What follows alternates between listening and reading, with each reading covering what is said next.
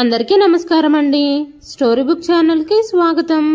ఈరోజు నేను మీకు వినిపించబోతున్న కథ సరైన శిక్ష. శివరాం గారు ఒక కర్ర సహాయంతో ఇంటి తలుపు బయట నేలపై కూర్చొని ఆశతో కూడిన కళ్ళతో పదే పదే లోపలికి చూస్తున్నారు. ఇంట్లోకి ఎవరైనా అతిథులు వచ్చినప్పుడు శివరాం గారు వాళ్ళ చెప్పుల్ని, షూస్ని టవల్తో శుభ్రం చేసి ఎలా పడితే అలా విడిచి వెళ్లిపోయిన వాళ్ళ చెప్పుల్ని ఒక పక్కన నీటుగా సర్దుతారు. ఈ రోజు కోడలు ఇంట్లో పార్టీ ఏర్పాటు చేసింది. ఉదయం నుంచి ఇంట్లో పనులన్నీ కోడలు సాహిత్య శివరాం గారికే అప్పగించింది. పార్టీ మొదలై దాదాపు 3 గంటలు దాటింది. బయట ఎండలో కూర్చున్న శివరాం గారి పరిస్థితి మరీ దారుణంగా తయారైంది. ఇంటి పనులన్నీ చాలా బాధ్యతగా చేశారాయన. కోడలు చెప్పింది కాబట్టి ఏ పనిని వదిలిపెట్టకుండా అన్ని పనులు ఆయనే చేసేశారు. కాబట్టి ఈ రోజు నా కోడలు నాకు బిర్యానీ, రవ్వ కేసరి, ఇంకా గులాబ్ జామును అన్ని రకాలు భోజనంలో పెడుతుంది. ఇలా ఆలోచిస్తూ ఉండగానే శివరాం గారి కళ్ళల్లో ఒక్క మెరుపు మెరుస్తూ ఉంది. ఈ రోజు ఆయన ఆకలితో ఉన్న తనకి మంచి భోజనం దొరకబోతుందన్న ఆశతో ఎదురు చూస్తున్నారు. క్రమక్రమంగా చీకటి పడ్డం ప్రారంభించింది. అతిథులందరూ తమ తమ ఇళ్లకు వెళ్లిపోయారు. ఇప్పుడు శివరాం గారు ఆహారం కోసం ఎదురు చూసి చాలాసేపు గడిచిపోయింది. చాలా ఆలస్యం అవ్వడంతో శివరాం గారు ధైర్యం కూడగట్టుకొని లోపలికి వెళ్లారు. ఎదురుగా టేబుల్ మీద ఉన్న భోజన పదార్థాలు చూడగానే ఆయనకి నోటిలో నీళ్లు రావడం మొదలయ్యాయి. త్వరగా ఒక ప్లేట్ తీసుకొని ఆ ప్లేట్లో కొంచెం బిర్యానీ పెట్టుకొని స్వీట్స్ కూడా పెట్టుకొని దగ్గరలోనే ఉన్న ఒక కుర్చీలో కూర్చున్నారు. ఆకలితో ఉండడం వల్ల గబగబా తినడం మొదలు పెట్టారు. మామయ్య గారు, ఏం చేస్తున్నారు మీరు? అందరూ భోజనం చేసిన తర్వాత నన్ను అడిగితే నేను మీకు భోజనం పెట్టేదాన్ని కదా. ఇప్పుడు అడగకుండా లోపలికొచ్చి ఇలా నా పర్మిషన్ లేకుండానే భోజనం పెట్టుకుని తినేస్తున్నారు అనగానే శివరాం గారు, అమ్మ సాహిత్య, నాకు చాలా ఆకలిగా ఉంది. నువ్వు భోజనం పెడతావేమోనని చాలా సేపటి నుంచి ఎదురు చూశాను, కానీ నువ్వు పెట్టలేదు. కాబట్టి నేనే భోజనం తీసుకొని తింటున్నాను అన్నారు. వెంటనే సాహిత్య, ఈ ఫుడ్ అంతా మా అమ్మ వాళ్ళ ఇంటికి పంపిస్తున్నాను. వాళ్ళ కోసం అన్ని సర్దుకుని అక్కడికి తీసుకెళ్తున్నాను. ఈ ప్లేట్ని వదిలేయండి, లేకపోతే అక్కడ వాళ్ళకి తక్కువైపోతుంది. వాళ్ళు ఇబ్బంది పడతారు. ఏది ఏమైనా ఇంత మసాలా ఫుడ్ మీకు అరగదు. మీ అబ్బాయి కూడా ఇక్కడ లేడు. కాబట్టి ఏ మధ్యరాత్రిలోనో మీకు కడుపు నొప్పి వస్తే నేను ఎలా చూసుకోగలుగుతాను? అసలే నేను ఒంటరిగా ఉన్నాను. మీకు ఏదైనా హెల్త్ ప్రాబ్లం అయితే అప్పుడు నేను హడావిడి పడలేను. మీ అబ్బాయి ఎప్పుడు తిరిగి వస్తారో తెలీదు. అప్పటి వరకు మీరు కాస్త మీ ఆరోగ్యం విషయంలో జాగ్రత్తగా ఉండండి అంటూ సాహిత్య శివరాం గారి చేతిలో నుంచి భోజనం ప్లేట్లు లాక్కొని వెళ్లిపోయింది. శివరాం గారు తన కోడలు వెళుతున్న వైపే చూస్తూ ఉండిపోయారు. ఈ రోజు అతని కళ్ళల్లో బాధ కారణంగా నీళ్లు కారుతున్నాయి. ఏదైనా జంతువు ఆహారం తింటున్నప్పుడు మనం తన ఎదురుగా ఉన్న ప్లేట్ని లాక్కోవడానికి కూడా ఆలోచిస్తాం. కానీ నా కోడలు స్వయాన నేను తన మామగారిని అయినప్పటికీ నా చేతిలో భోజనం ప్లేట్ని ఇట్టే లాగేసుకుంది అని చెప్పి ఆయన బాధపడడం మొదలు పెట్టారు. ఆయన తన కర్ర సహాయంలో కారు గ్యారేజీలోకి వచ్చి ఒక మూలనే వేసున్న విరిగిపోయిన మంచం మీద పడుకొని తన కొడుకు వీలైనంత త్వరగా తన దగ్గరికి తిరిగి రావాలని చేతులు జోడించి దేవుణ్ణి ప్రార్థిస్తున్నారు. కంపెనీ పని మీద తన కొడుకు వేరే ఊరికి వెళ్లి 4 రోజులు దాటుతోంది. శివరాం గారు ఇంక భరించలేకపోతున్నారు. కొడుకుకి తండ్రిని విడిచిపెట్టి వెళ్లడం ఇష్టం లేకపోయినా శివరాం గారు ఎంతో కష్టపడి కొడుకు నొప్పించారు. కొడుకు మంచిగా అభివృద్ధిలోకి రావాలని, మంచి పేరు ప్రఖ్యాతులు సంపాదించుకోవాలని ఆయన బలంగా కోరుకుంటున్నారు. కాబట్టి బలవంతంగా కొడుకు నొప్పించి ఆఫీస్ కాన్ఫరెన్స్ కు పంపించారు. ఈ కాన్ఫరెన్స్ లో బాగా పర్ఫామ్ చేస్తే సంజయ్కి ప్రమోషన్ వచ్చే అవకాశం ఉంది. అందుకే ఆయన బలవంతంగా పంపించారు. కానీ శివరాం గారు ఈ పరిస్థితుల్లో ఉన్నారు అని తన కొడుకు గనక ఏ మాత్రం తెలిసినా సరే ఆఫీస్ పనులన్నీ వదులుకొని తను పరిగెత్తుకుంటూ వచ్చేస్తాడు. అయినా సరే శివరాం గారు తన కొడుకుతో ఇక్కడ జరుగుతున్న విషయాలన్నీ ఒక్క మాట కూడా చెప్పరు. ఆలోచిస్తూ ఉండగానే శివరాం గారి కళ్ళు మూతలు పడ్డాయి. ఆయన నిద్రలోకి జారుకున్నారు.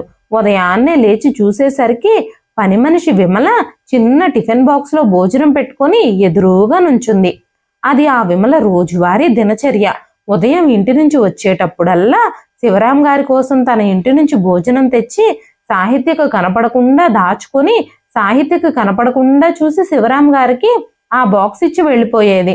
శివరాం గారు రాత్రి నుంచి ఆకలితో ఉండడం వల్ల ఆయన కొద్ది క్షణాల్లోనే ఆ ఆహారం మొత్తం తినేశాడు.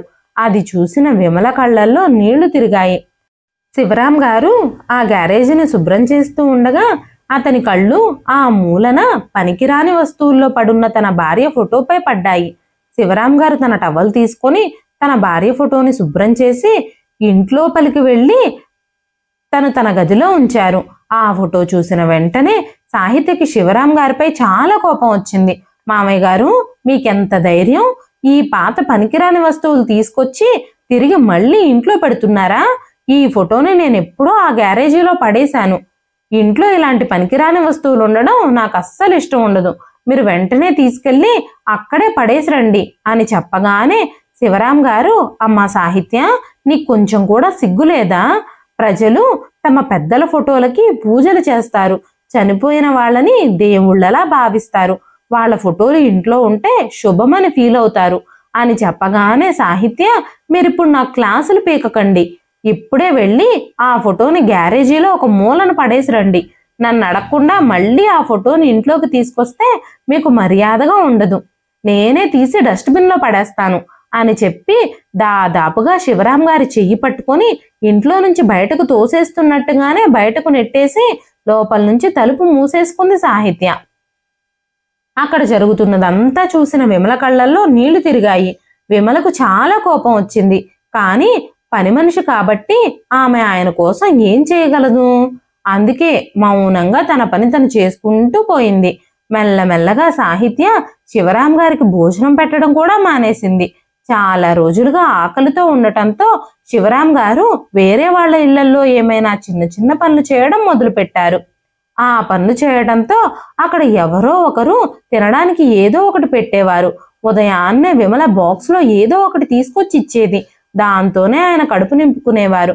వేరే వాళ్ళ ఇళ్లలో తోట పనులు, రోడ్లు, బయట ఊడ్చే పనులు, ఇంకా ఎక్కడైనా చిన్న చిన్న ఫంక్షన్లు జరుగుతూ ఉంటే ఆ ఫంక్షన్ హాళ్లలో చిన్న చిన్న పనులు కూడా చేసేవారు. ఆ పనుల ద్వారా ఆయనకు కొంచెం డబ్బులు, ఇంకా ఆహారము లభించేది. ఇలా ఎవ్వరూ లేని అనాథలాగా శివరాం గారు రోడ్లన్నీ శుభ్రం చేస్తూ ఉంటే శివరాం గారిని చూసి విమల చాలా బాధపడింది. కానీ తను మాత్రం ఏం చేయగలదు? తను కూడా ఒక నిస్సహాయురాలు. భర్త లేకుండా 2 పిల్లల్ని పెంచుకుంటుంది. ఏ ఆధారము లేకుండా 2 పిల్లల్ని పోషించడం ఎంత కష్టం. అందుకే ఎంత బాధపడుతున్నా విమల శివరాం గారి కోసం ఏమీ చేయలేకపోతోంది. ఒకరోజు శివరాం గారు రోడ్డు మొత్తం శుభ్రం చేస్తున్నారు. పక్కింటి వాళ్ళ కూతురు పెళ్లి కావడంతో శివరాం గారికి రోడ్డు మొత్తం ఊడ్చే పని అప్పగించారు. అక్కడ ఎదురుగా వస్తున్న ఒక వ్యక్తిని మొహం చూడకుండానే శివరాం గారు, బాబు కాస్త పక్క నుంచి వెళ్ళండి, లేకపోతే మీ బట్టలన్నీ దుమ్మైపోతాయి. ఎన్నాళ్ళుగానో పేరుకుపోయిన ఈ దుమ్ముని ఈ రోజు ఊడుస్తూ ఉంటే చాలా దుమ్ములేస్తోంది అనగానే, నాన్న అన్న స్వరం విని శివరాం గారు తలెత్తి చూశారు. ఎదురుగా ఉన్న కొడుకును చూసి శివరాం గారు వెక్కి వెక్కి ఏడవడం మొదలుపెట్టారు. అప్పటికే సంజయ్ కళ్ళన్నీ కన్నీళ్లతో నిండిపోయాయి. సంజయ్ శివరాం గారిని కౌగిలించుకున్నాడు. ఆ తర్వాత తండ్రి కొడుకుల మధ్య ఆ ప్రేమను చూసి అక్కడున్న వాళ్ళందరి కళ్ళల్లో నీళ్లు తిరిగాయి. కొడుకును కౌగిలించుకోగానే అప్పటి వరకు అనుభవించిన అవమానాలు, బాధలు అన్నీ మర్చిపోయారు శివరాం గారు. తన కొడుకు తన దగ్గరికి రావడంతో లోకల్లో ఉన్న ఆనందం అంతా తన పాదాల చెంతకే చేరినట్టు భావించారు. సంజయ్ జేబులోంచి కర్చీఫ్ తీసి తన తండ్రి మొహం అంతా తుడుస్తూ, నాన్న ఏం జరుగుతుంది అసలు ఇక్కడ?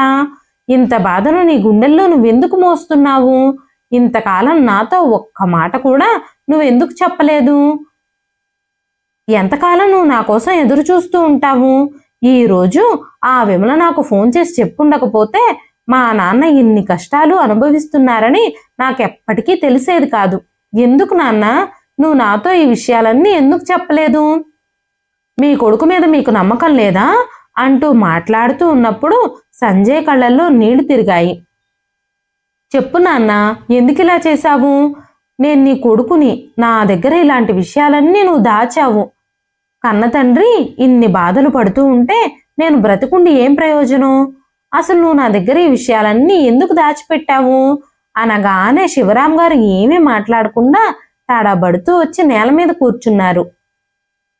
ఈ రోజు ఆయన కళ్ళల్లోంచి కన్నీళ్లు ధారాపాతంగా నిరంతరంగా ప్రవహిస్తూనే ఉన్నాయి.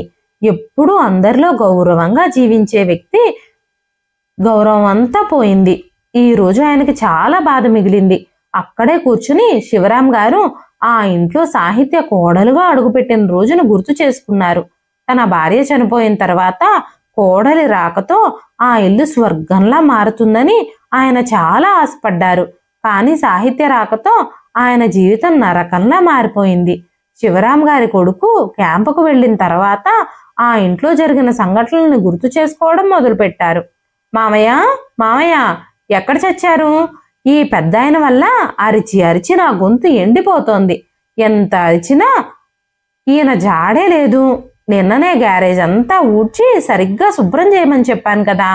కొంచెం కూడా తెలివి లేకుండా నా కారుని ఎలా క్లీన్ చేసేశారో ఈయన. కారు మొత్తం గీతలు పడిపోయింది. మీరు ఆ ఇంట్లోనే ఉండుంటే బాగుండేది. మీరు ఇక్కడికి రావడం వల్ల ఎలాంటి ఉపయోగమూ లేదు. అయితే ఈ విషయాలన్నీ నా భర్తకి ఎవరు వివరించి చెప్తారు? ఆయనకి తన తండ్రి అంటే దేవుడితో సమానం.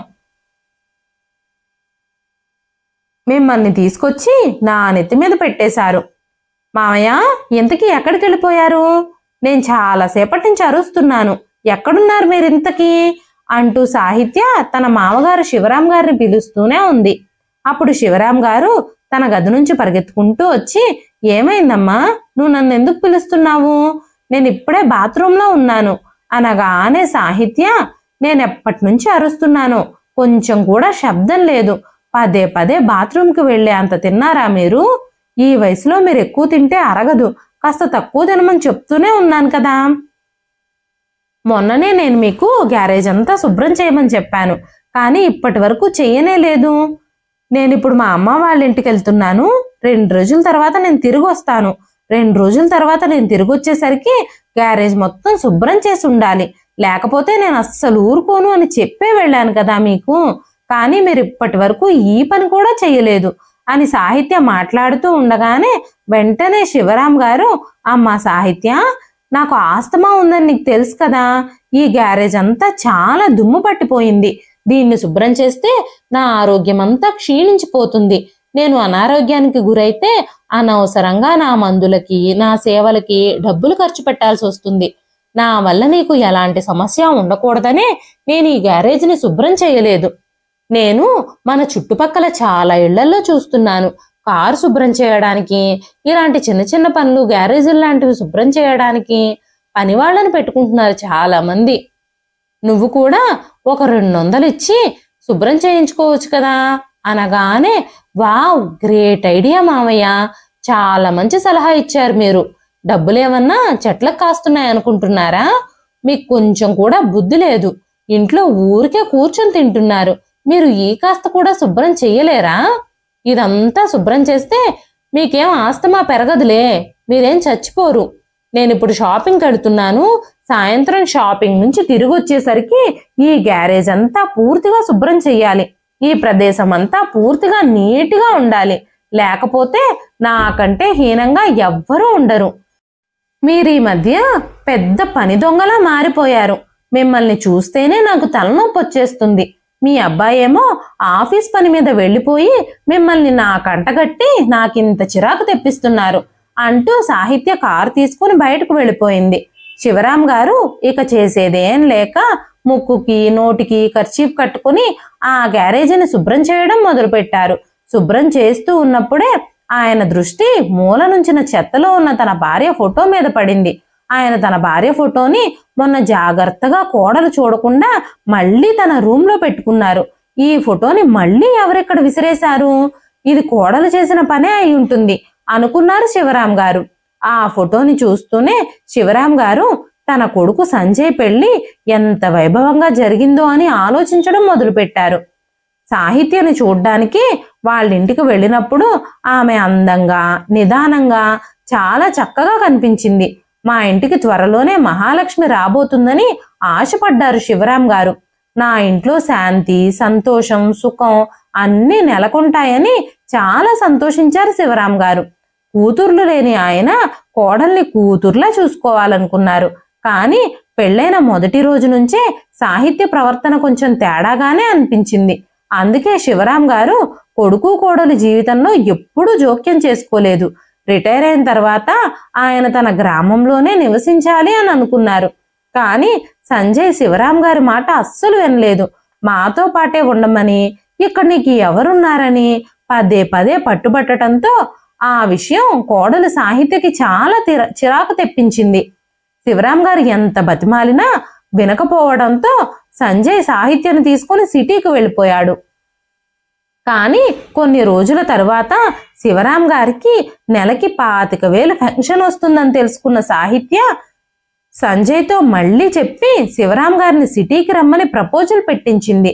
సాహిత్య కూడా తన మామగారిని బ్రతిమాలి, మామయ్య గారు మీకు ఇక్కడ ఇంకా ఎవరున్నారు? మీరు ఉద్యోగం చేస్తున్నప్పుడు తప్పక ఇక్కడ ఉండాల్సి వచ్చింది. ఇప్పుడు ఉద్యోగం నుంచి కూడా రిటైర్మెంట్ అయిపోయారు కదా, ఇప్పుడు ఈ ఇంట్లో ఒంటరిగా ఉండడం ఎందుకు? మీ కొడుకు కోడలు సిటీలో ఉంటున్నప్పుడు మీరు ఇక్కడ ఒంటరిగా గడపడం అవసరమా? అందుకే మీరు ఇక నుంచి మాతో పాటే ఉండండి.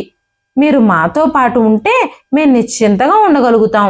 లేదంటే మీరిక్కడ మేమక్కడ ఉంటే మీరు ఎలా ఉన్నారో ఏంటోనని, మీ ఆరోగ్యం ఎలా ఉంటుందోనని రోజు రోజు మీ గురించే ఆలోచించి మేము కంగారు పడాల్సి వస్తుంది అని సాహిత్య మాట్లాడగానే శివరాం గారు కోడలి మనసు ఎంత మంచిదో, నేనే ఇన్ని రోజులు తన్ని తప్పుగా అర్థం చేసుకున్నానేమో అనుకున్నారు.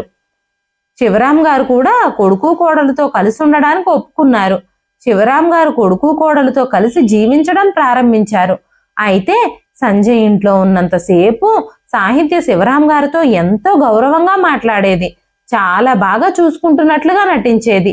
సంజయ్ ఆఫీస్కి వెళ్ళగానే సాహిత్యకి ఏ దయ్యం పట్టేదో ఎవ్వరికీ తెలిసేది కాదు. అంతేకాకుండా సాహిత్య నెల మొదటి రోజున చాలా చక్కగా మాట్లాడేది శివరాం గారితో. శివరాం గారికి వేడి వేడి టిఫిను టీ కూడా పెట్టేది. అంతేకాకుండా బాత్రూంలో స్నానానికి వేడి నీళ్ళు కూడా పెట్టేది. నెలాఖరు రోజుల్లో మాత్రం ఆయన్ని మళ్ళీ పని మనిషిలాగే చూసేది, కనీసం ఒక మనిషిలా కూడా చూసేది కాదు. 1 తారీఖు రాగానే సాహిత్య స్వయంగా మామగారిని తీసుకుని బ్యాంకుకి వెళ్ళి ఆయన బ్యాంకు నుంచి డబ్బులు విత్డ్రా చేసే వరకు ఆయన్ని జాగ్రత్తగా చూసుకునేది. బ్యాంకు నుంచి బయటకు రాగానే ఆయన దగ్గర పెన్షన్ డబ్బులతో పాటు బ్యాంకు పేపర్సు, పాస్బుక్ అన్నీ లాగేసుకునేది. ఇలా ఆలోచించుకుంటూ ఉండగానే అకస్మాత్తుగా తలుపు తట్టిన శబ్దం విని శివరాం గారు పాత జ్ఞాపకాల నుంచి బయటకు వచ్చారు. తలుపు కొట్టింది ఎవరో కాదు, పని మనిషి విమల. అయ్యగారు, ఈ పనులన్నీ మీరెందుకు చేస్తున్నారు? నేను చాలాసార్లు మేడం గారితో చెప్పాను, నాకు ఒక 200 ఇస్తే నేను ఇదంతా శుభ్రం చేసేస్తానని. కానీ ఆవిడికి నాకు 200 ఇవ్వడానికి అస్సలు ప్రాణమే ఒప్పలేదు. పేదవాళ్లతో పని చేయించుకుని డబ్బులు ఇవ్వడానికి ఆమెకు అస్సలు మనసు ఒప్పదు. కానీ షాపింగ్లు చేయడానికి, పనికిరానివన్నీ కొనడానికి ఎంతైనా ఖర్చు పెడతారు ఆవిడ. సర్లే పర్వాలేదు, డబ్బులేమీ ఇవ్వకపోయినా నేను మీకోసం ఇదంతా శుభ్రం చేస్తాను. మీరు అక్కడి నుంచి లేవండి, మీకు అసలే ఆస్తమా ఉంది. ఈ దుమ్మంతా మీ లోపలికి వెళితే మీరు చాలా ఇబ్బంది పడాల్సి వస్తుంది. రండి, పక్కకెళ్ళి అలా కూర్చోండి, కాస్త కాళ్ళు చేతులు కడుక్కోండి అని చెప్పగానే శివరాం గారి కళ్ళల్లో నీళ్లు తిరిగాయి. పాపం ఈ పని మనిషికి తనంటే ఉన్న గౌరవం కోడలి కళ్ళల్లో కనీసం ఎప్పుడూ కనిపించలేదు. సాహిత్య తండ్రి ఇంకా శివరాం గారు ఒకే వయసు వారైనప్పటికీ సాహిత్య శివరాం గారితో ఎప్పుడూ సరిగ్గా మాట్లాడేది కాదు. ఓ పక్కన విమల గ్యారేజ్ శుభ్రం చేస్తోంది. బయట కూర్చుని శివరాం గారు మళ్ళీ గత జ్ఞాపకాల్లోకి వెళ్ళిపోయారు. సంజయ్ 2 రోజులు ఆఫీస్ పని మీద వేరే ఊరికి వెళ్ళాడు. ఆ 2 రోజులు సాహిత్య మామగారిని చాలా ఇబ్బంది పెట్టింది. అప్పటికి అదే మొదలు సాహిత్య ప్రవర్తనని మొదటిసారి చూడ్డానికి శివరాం గారికి. 2 రోజుల తర్వాత సంజయ్ తిరిగొచ్చాడు. కొడుకుని చూడగానే శివరాం గారికి ఏదో పోగొట్టుకున్న వజ్రం దొరికినట్టు కళ్ళల్లో ఒక మెరుపు మెరిసింది. బాబు, నువ్వొచ్చావు, నా హృదయం అంతా చాలా సంతోషంతో నిండిపోయింది అనగానే సంజయ్ నవ్వుతూ, నాన్న, మీ మొహం ఏంటి ఇలా ఉంది? నువ్వు చాలా అలసిపోయినట్టుగా కనిపిస్తున్నావు. ఇక్కడ మీకు ఏం పని ఉంది? మీరు హాయిగా రెస్ట్ తీసుకుంటారనే కదా మిమ్మల్ని ఇక్కడికి తీసుకొచ్చాను. అలాంటప్పుడు మీ ముఖం అంతా ఇలా వాడిపోయి ఎందుకు కనిపిస్తోంది అనగానే శివరాం గారు, ఏం లేదు బాబు, రాత్రి సరిగ్గా నిద్ర పట్టలేదు, అందుకే నా మొహం అలా ఉంది అన్నారు. వెంటనే సంజయ్, సరే నాన్న, నేను ఫ్రెష్ అయి వస్తాను, ఆ తర్వాత మన ఇద్దరం కలిసి డిన్నర్ చేద్దాం అంటూ సంజయ్ తన గదిలోకి వెళ్ళాడు. అరగంట తర్వాత సంజయ్ తన మెయిల్స్ అన్నింటికీ ఆన్సర్ చేసి స్నానం చేసి టేబుల్ దగ్గరకు వచ్చాడు. టేబుల్ దగ్గర శివరాం గారు కనిపించకపోయేసరికి సంజయ్ తన తండ్రి గది వైపు వెళ్ళి, నాన్న, గదిలో ఏం చేస్తున్నారు? మన ఇద్దరం కలిసి భోజనం చేద్దాం రమ్మన్నాను కదా అనగానే అప్పుడే టేబుల్ మీద భోజనం సర్దుతూ సాహిత్య, ఏం మాట్లాడుతున్నావు సంజయ్ నువ్వు? ఇంత రాత్రి వరకు మీ నాన్నగారిని ఆకలితో ఉంచుతానా నేను? ఆయన ఎప్పుడో భోజనం చేసేశారు అనగానే సంజయ్ ఆశ్చర్యంగా, మన ఇద్దరం కలిసి భోజనం చేద్దామని నేను మా నాన్నతో చెప్పాను కదా, ఆయన అంత త్వరగా తినేశారా? సర్లే, పర్వాలేదులే నాన్న, నువ్వు విశ్రాంతి తీసుకో, నేను తొందరగా భోజనం చేసేసి నీ గదిలోకి వస్తాను, మన ఇద్దరం కాసేపు మాట్లాడుకుందాం అనగానే సాహిత్య శివరాం గారి వైపు కోపంగా చూసి తన భార్యతో కలిసి భోజనం చేయడానికి వెళ్ళిపోయింది. శివరాం గారు కోడలి మాటలు విని చాలా బాధపడ్డారు. ఆయనకు భోజనం పెట్టకుండానే భోజనం పెట్టానని అబద్ధాలు చెప్తోంది కోడలు. ఇప్పుడు ఆయన భార్య గనక బ్రతికుండుంటే కోడలికి చాలా ఘాటుగా సమాధానం చెప్పుండేది. కోడల్ని చూస్తుంటే తను ఆడదే కాదు, ఒక రాక్షసి అన్నట్టుగా అనిపిస్తుంది ఆయనకి. భోజనం చేసిన తర్వాత సంజయ్ తన తండ్రితో కూర్చుని చాలాసేపు మాట్లాడడానికి వచ్చాడు. కాసేపు మాట్లాడుకున్న తర్వాత అప్పుడే సాహిత్య 2 కప్పుల్లో టీ చేసుకుని తీసుకొచ్చింది. సంజయ్కి మాత్రం మంచి టీ తీసుకొచ్చి శివరాం గారికి మాత్రం ఆ టీ గిన్నెలో కాస్త నీళ్లు పోసి మరగబెట్టి కప్పులో పోసి ఇచ్చింది. కానీ శివరాం గారు ఏమీ మాట్లాడకుండా ఆ కప్పు పట్టుకొని అలాగా కూర్చున్నారు. ఎదురుగా కూర్చున్న సంజయ్, నాన్న, మీకు ఇక్కడ ఏదైనా సమస్య ఉందా? మీరు ఊర్లో ఉన్నంత ఉత్సాహంగా సంతోషంగా ఇక్కడ ఉండడం లేదు. ఏదైనా ప్రాబ్లం ఉంటే నాతో చెప్పండి, నేను ఏదైనా సొల్యూషన్ వెతుకుతాను అని చెప్పగానే వెంటనే సాహిత్య, చెప్పండి మావయ్య గారు, మీకు ఇంట్లో ఏదైనా ప్రాబ్లం ఉందా అంది. శివరాం గారు ఏమీ లేదు అన్నట్టు తలూపారు. వెంటనే మళ్ళీ సాహిత్య సంజయ్తో, మామయ్య గారు మొన్ననే కదండి వచ్చింది, అక్కడ వాతావరణానికి అలవాటు పడ్డానికి కాస్త టైం పడుతుందిలే, ఆయన వచ్చి 3 నెలలు కూడా కాలేదు. అక్కడైతే తెలిసిన వాళ్ళు, స్నేహితులు అందరూ కనిపిస్తూ మాట్లాడిస్తూ ఉంటారు. ఇక్కడ ఇంట్లోనే ఉండాలి కదా, అందుకే కొంచెం ఇబ్బంది పడుతున్నట్టున్నారు. కొన్ని రోజులు పోతే అంతా సర్దుకుంటుందిలే అంది సాహిత్య. వెంటనే సాహిత్య శివరాం గారిని చూస్తూ, మామయ్య గారు, రేపు 1 తారీఖు అన్న విషయం గుర్తుందా మీకు? మనం ఫంక్షన్ కోసం వెళ్ళాలి కదా, రేపు నేను రాలేను, నేను ఆల్రెడీ రిక్షా అతనికి చెప్పాను, అతను మిమ్మల్ని ఇంటి దగ్గర నుంచి పికప్ చేసుకొని బ్యాంకుకు తీసుకెళ్లి మళ్ళీ తీసుకొస్తాడు, అనవసరంగా బస్టాండ్కు వెళ్ళొద్దు అంది సాహిత్య. సాహిత్య మాటలు విని సంజయ్ చాలా సంతోషించాడు. సాహిత్య తన తండ్రి సౌకర్యాల కోసం ఎంతో ఆలోచిస్తుంది అని చాలా హ్యాపీగా ఫీల్ అయ్యాడు. కాసేపు శివరాం గారితో మాట్లాడిన తర్వాత సంజయ్ లేచి వెళ్లి పడుకున్నాడు. శివరాం గారు నిశ్శబ్దంగా వంటగదిలోకి వెళ్లి ఆ టీని షింక్ లో పారబోసేశారు. ఎందుకంటే అది విషం కంటే కూడా చండాలంగా ఉంది. ఉదయం సంజయ్ ఆఫీస్కు వెళ్ళిపోయిన తర్వాత శివరాం గారు బ్యాంకుకు వెళ్లారు. ఆయన డబ్బులు తీసుకుని ఇంటికొచ్చిన వెంటనే సాహిత్య అతని వైపు చేతులు చాచింది.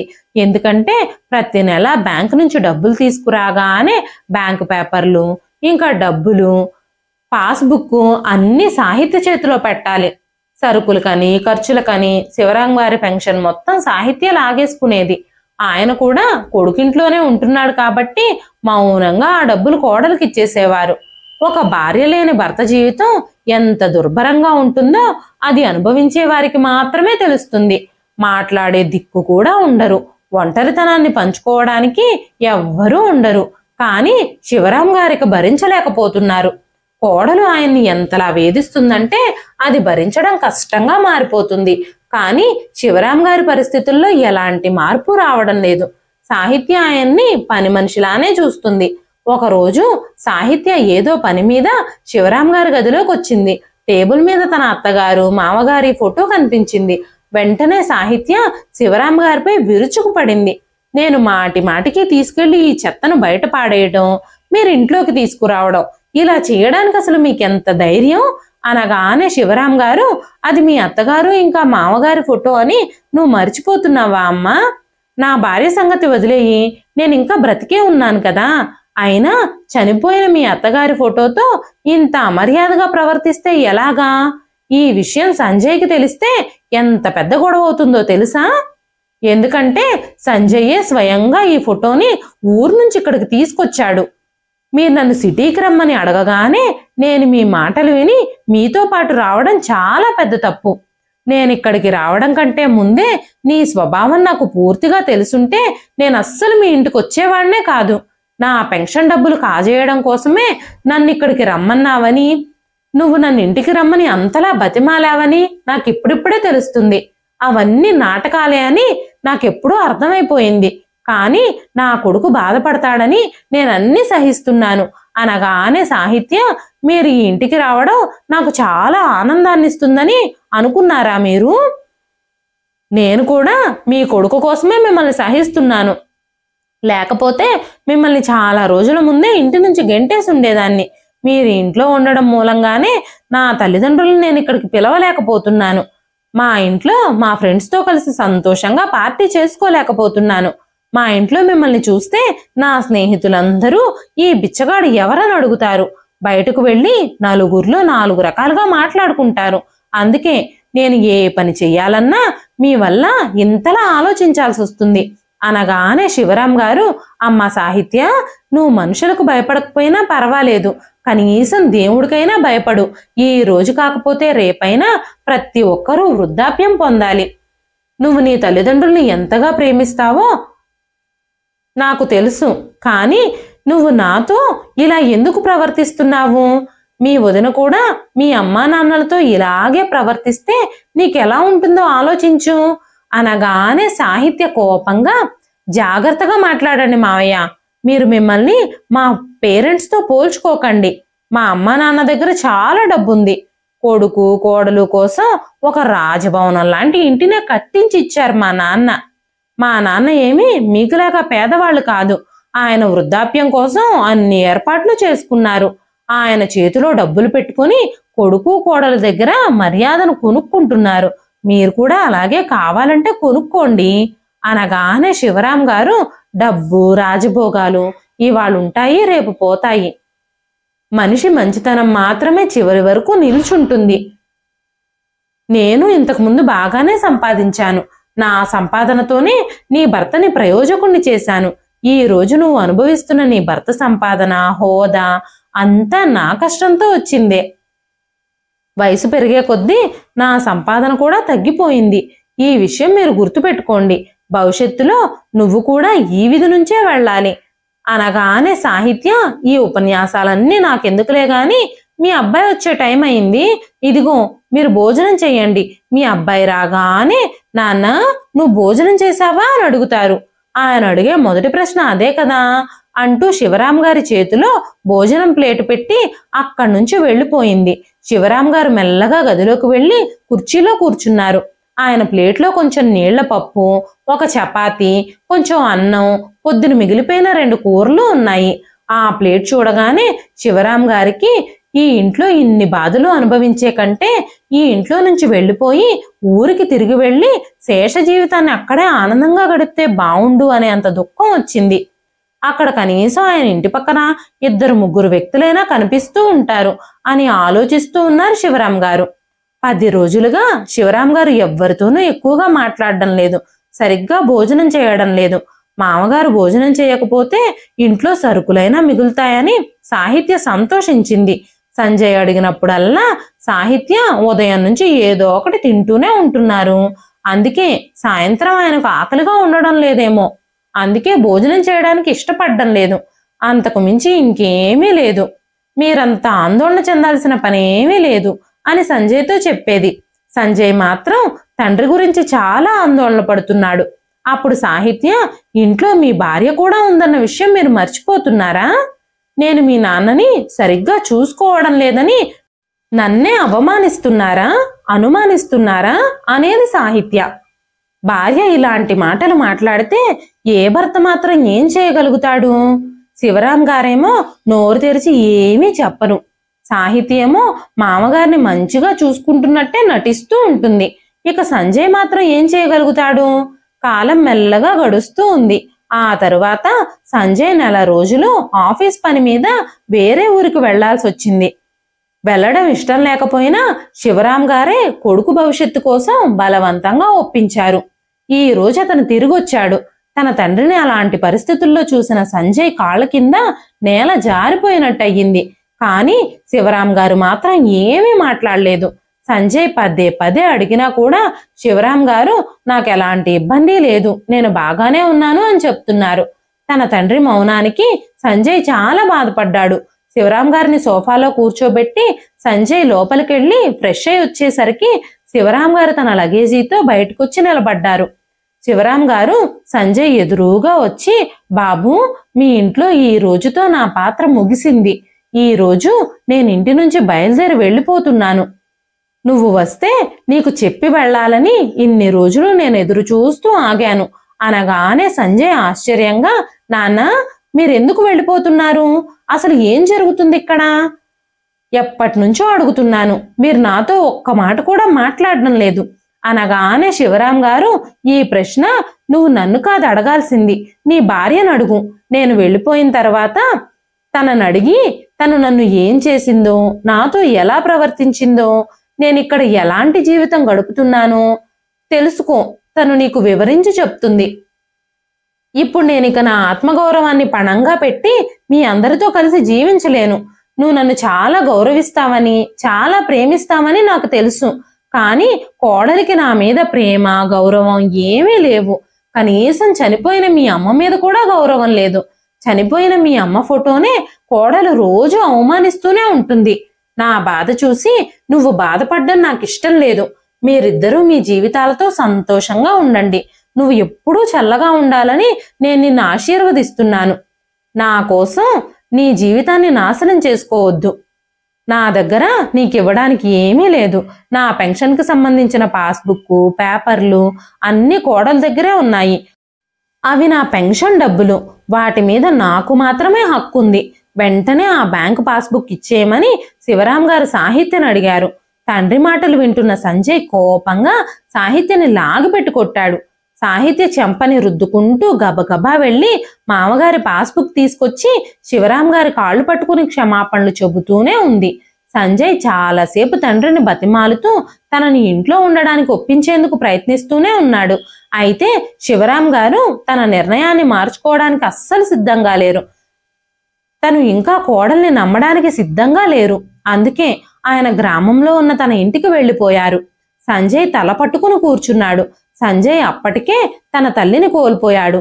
ఈ రోజు తన తండ్రిని కూడా పోగొట్టుకున్నాడు. ఇదంతా సాహిత్య వల్లే జరిగింది. సంజయ్ కోపంగా సాహిత్యని ఇంకో దెబ్బ కొట్టబోయాడు. కానీ తనకి తన తల్లిదండ్రులు ఇచ్చిన విలువలు గుర్తొచ్చాయి. వాళ్ళు నేర్పిన సంస్కారం గుర్తొచ్చింది.